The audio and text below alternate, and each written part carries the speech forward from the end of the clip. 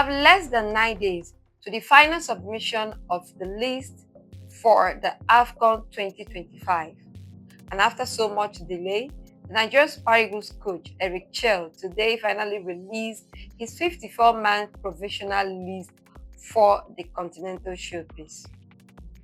These and many more we're going to be looking at in today's edition of Nwafo Sports right here, where we give you all the latest in the world of sports. My name is Chikize Queen Chioma, the sports goddess, your sports queen, or your queen of the airways. And I am set to dissect these topics with you on the show today.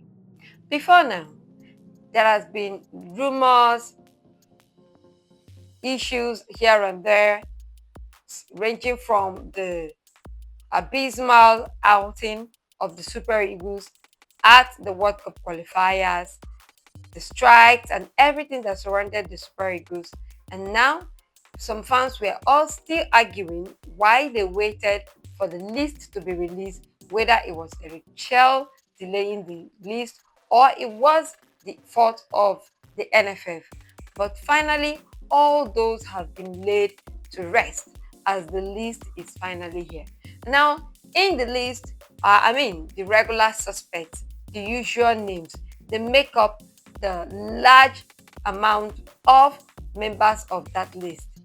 CAF had given up until 11th of December, that's this month, for every national team that will be participating at the AFCON 2025 to submit their final list to CAF for proper profiling. But then today, early hours of today, Nigerian Super Eagles coach Eric Chell finally released his 54-man squad. And in that squad, it comprises largely the usual suspects.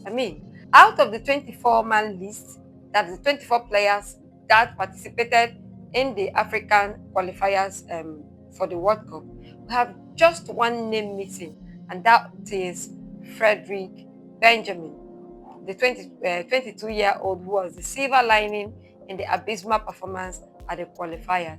He's missed out due to injury sustained at his club side. Apart from him, every other person in that squad is present.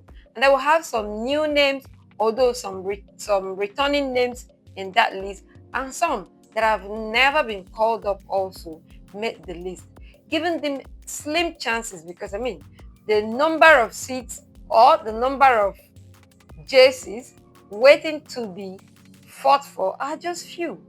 And we have about 21 players slugging it out for those shirts.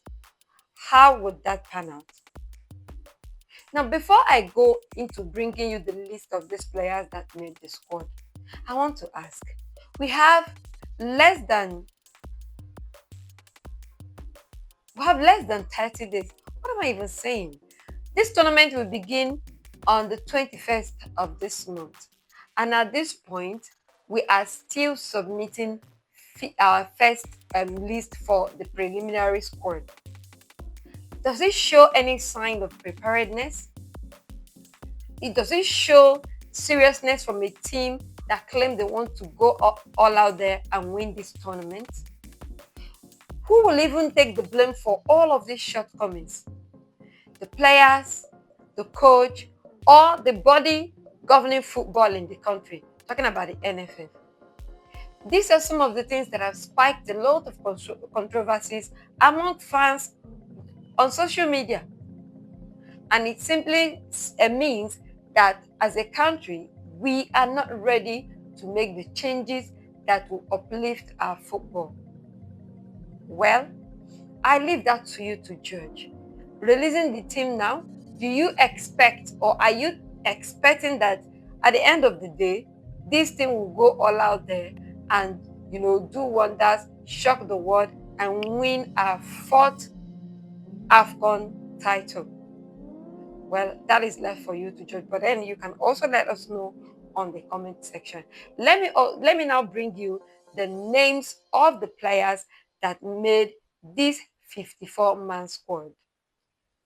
In the goalkeeping department, we have Stanley Nwabali, Amas Obaseke, Maduka Okoye, Adebayo Adeleye, Francis Uzoho, and Ebenezer Harcourt. Ebenezer Harcourt happens to be the only MPFL goalkeeper in the goalkeeping department. There are just few MPFL players in this squad. I will notify you when I call their names in the different departments. Now, moving on to the defense department, we have regular suspect William Chus Ekong, Olaoluwa Aina, Calvin Bassi, Simi Ajayi, Bright Osaye Samuel, Bruno Nyemechi, Chidozie Awaziem, Zaidi Sanusi, Igo Obu, Felix Ago, Ryan Alebosu, and Adekunle Adeleke. Now, Felix Ago and Igo Obu happens to also be first-time call-up for them. If they eventually make it to the final list, it will mean they'll be representing the Super Eagles of Nigeria for the first time in their career. And also, let me also tell you that Adeleke Adekunle is also an MPFL player. Over time, we've had some MPFL players being called up in provisional lists like this, but they end up not making it to the final selection of the squad. Hopefully, it doesn't turn out the same way for these ones this time around. And in the midfield, we have regular suspect Alex Iwobi, Frank Onyeka, Al-Hassan Yusuf Abdullahi, Wilfred Ndidi, Raphael Onyedika, Christentus Uche, Tochukwu Nnadi, Fisayo Dele Bashiru, Ebenezer Akinsamiro, Usman Mohammed, Peter Agba, Tom Dele Bashiru. Now, also Ebenezer, Usman, Peter Agba, and Tom Dele Bashiru are also first-timers in the provisional squad. Hopefully they make it to the final list. We wait to see. The department that has the highest number of call-up in this provisional list happens to be the forward. That also showcases that Nigeria are more talented, or should I say, the Super Eagles have more talent up front than we have in the other departments. All right, so going to the forward department, we have regular suspects Ademola Lookman, Samuel Chukwueze, Victor Osimhen, Moses Simon, Chidera Ejuke, Tolu Arokodare, Ako Adams, Olakunle Olusegun, Sadiq Umar, Kelechi Iheanacho. Cinnamon Kels is back in the squad. Taye Taiwo also back in the squad. Victor Boniface back in the squad. Paul Onachu back also in the squad. Terem Murphy, Nathan Taylor, Cyril Desas, all back in the squad. And then we also have Abdulrasheed Shehu, Rafiu Durosimi, Ekesin Okorie playing for Nasarawa United, Chisom Oji playing for Warri Wolves, and we also have Chukwubikem Ikwemesi, Philip Otile, and we also have Salim Fago Lawal and Emmanuel Michael. Now these are the 54 men that will be in the that will slug it out, for the final 27-man squad. Yes, I mean, finally CAF has extended the number of players to be called up from the usual 24 to now 27. Now, somehow we know to a certain extent the people that will make up this final squad. And if you ask me, I think about 23 people already, except Eric Chil, wants to try something new. But we already know that about 23 players will make this squad, leaving the rest 21 or 24 to slug out just 4 positions. Can you imagine that? Having 24 players fight for just 4 positions. Anyways, we wait to see what happens, if there will be a shake-up, if there will be replacement, or we're just going to go through business as usual. We wait to see. But meanwhile, let me know which are the players that you would love to see make the final squad list. More like submit on the comment section your preferred 27-man list for the AFCON 2025 in Morocco. And as we all know, the tournament will officially kick off on the 21st of December 2025. Moving on from there, let me also let you know that FIFA has extended the time where foreign-based players can join up the national team for the AFCON tournament. Yes, initially it would have been earlier on during the preparation, like for instance for the Super Eagles, camp opens on 11th, but foreign-based players have up until 15th of December before they can join the national teams in their various camps. And that's a massive relief for the club side, considering the fact that this December happens to be a very important time in the domestic leagues. So instead of losing their players earlier on and having to struggle, that's for teams that have important players leaving for AFCON. The players will have to stay up until December 15th before they can report to the national team camp. And that's more like about less than 10 days to the official opening ceremony of the Continental Championship. Yes, exactly 6 days. Yes. AFCON begins on 21st, and the foreign players can join up the national team squad on the 15th. That's 6 days to the tournament. What do you think? Do you think that the AFCON tournament is playing second fiddle? Yes, we understand the fact that this tournament is being held in the middle of domestic league season. But then, is it their fault? Or you think the club side are being prioritized ahead of national team football? Let us know. But meanwhile, quite a number of clubs in Europe will be losing a large number of players to AFCON. Now, I want to focus on the Premier League. Generally, we have more than 40 players that will be leaving their clubs for the AFCON tournament. But we're going to be looking at the Premier League precisely, bringing you some of the players that will be leaving the different clubs for this tournament, starting from December 21st. Now, like I told you, we're focusing on the Premier League. Now, let's take a look at the list of African players that will be leaving the Premier League for the AFCON tournament. Aston Villa will be missing the services of Evan Goussand of Ivory Coast. Bournemouth will miss Amini Adli for Morocco. Brentford will lose Dango Ouattara of Burkina Faso and Frank Onyeka of Nigeria. Brighton will miss Carlos Balaba for Cameroon. Burnley will lose Lial Foster to South Africa, Alex Tuanzebe to DR Congo, Hannibal Mejbri for Tunisia.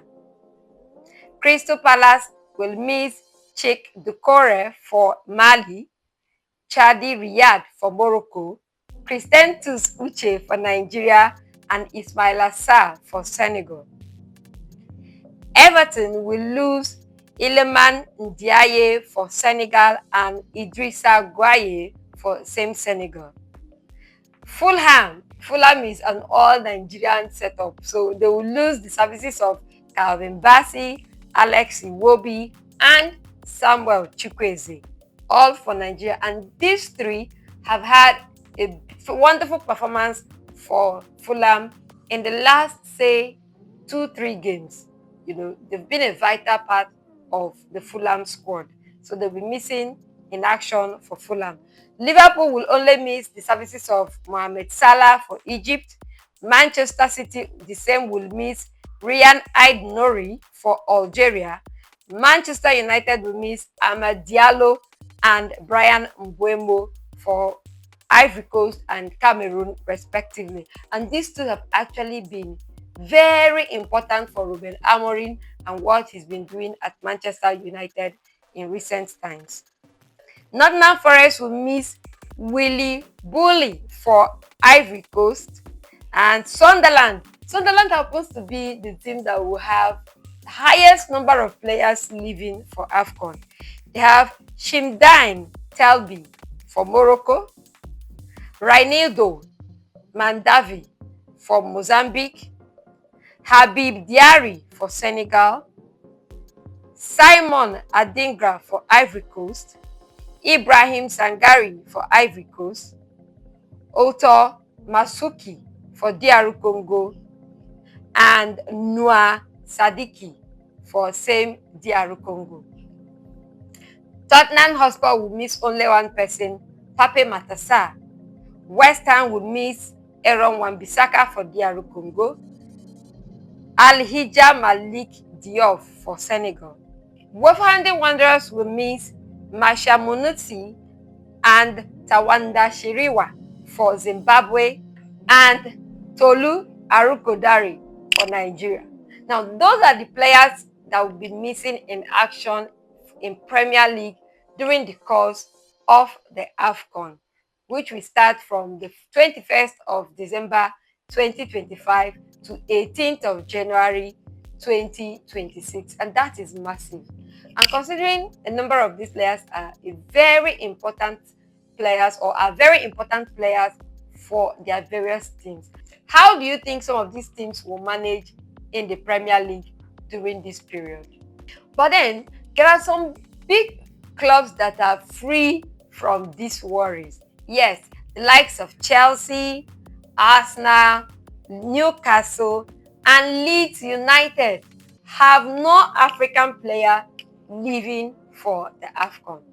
Massive, especially for Arsenal, considering the fact that they are chasing a title this season.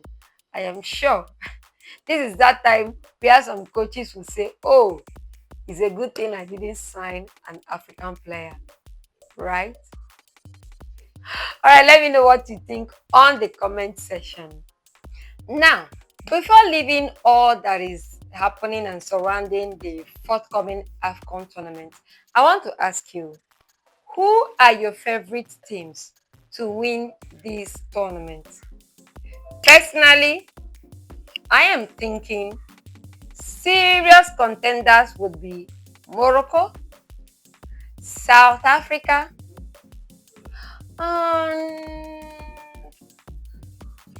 considering how DR Congo has managed at the qualifiers, I think DR Congo will also be in that mix. Same as Burkina Faso. I know you're wondering why I didn't mention Nigeria. Nigeria is certainly in my top 5. And that is because of the preparation level. I don't want to put so much hope. I don't want to, have a high hope for Nigeria and getting disappointed at the end of the day. But definitely they are in my top 5 list of nations to win the AFCON. Let me know what you think on the comment section. Who are your favorite contenders for the AFCON tournament? Alright, so moving on, let's also look at the controversy that have surrounded the Nigerian football system in recent days. Yes, it is not about the usual NFF saga, this and that. No, this time around, it is about the just concluded CAF Awards. Yes, it was a Morocco sweep, like they won the Player of the Year male, Player of the Year female, Team of the Year, almost everything. down to Morocco. But that was not the issue. Now, the issue here is that some representatives of Nigeria voted in what seemed to be surprising, what seemed to be, some persons call it unforgivable of them to cast such votes. Now, likes of Victor Osimhen, Rashida Ajibade, Esther Okoronkwo, Shekirat of the under-17 team, and then the national teams, that's the Super Falcons and the Flamingos, all got nominated alongside coaches and all.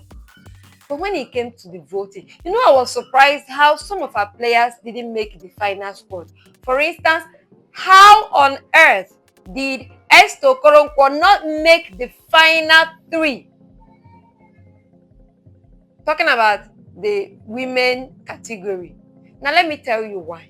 Because some of our representatives didn't see them qualified enough to be in the top three.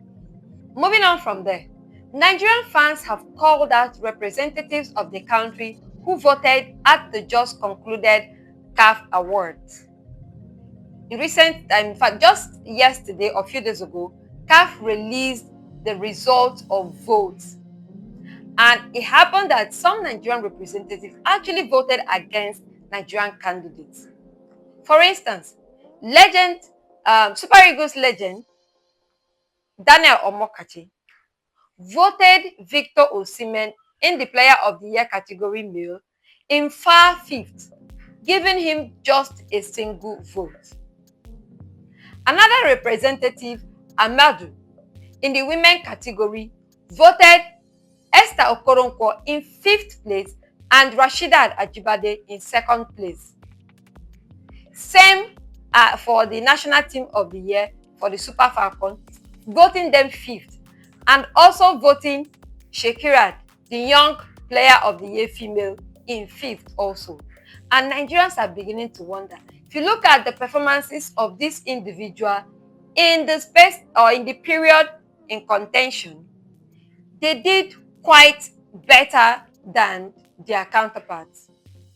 But obviously, this individual felt like they didn't deserve the spot. And Nigerians are calling out on CAF and asking, first of all, what are the criteria to casting those votes? And asking CAF to make this voting process more credible and compulsory, as more than half of the 54 member associations who are eligible to vote did not vote. Although the team captain and the coaches of the Nigerian teams actually voted Nigerian candidates in first positions. There have been backlashes on Amadu and Amokachi about their reason for their votes. Some say they have a long-term standing issues with the NFF or the national teams or some players in the Super Falcons squad. Well, that is left for them to openly come out to debunk. But someone, a legendary journalist, Solas, actually made an excuse for Amadu. He said, maybe they didn't understand the procedure for voting. Maybe they thought it was from behind up, and then they casted their vote in reverse of what they actually meant to do. Well, they still have the floor to come out and clarify their reasons for their pick. But that is it for that. Moving on, and let's look at what changes the FIFA is planning to do. FIFA is planning to ensure that they expand VAR in the 2026 World Cup. The plan is to have VAR check for corner kicks. Yes, VAR will now be intervening in the corner kicks. Although domestic leagues have rejected that approach, but FIFA still pressing on to ensure that it is executed in the 2026 World Cup. That is all I have for you today. Until I come your way again, please stay glued to this channel. like, subscribe, and let us know what you think of all that is happening in the world of sports. I remain yours truly, Chikezequin Choma, the sports goddess, and I am signing out.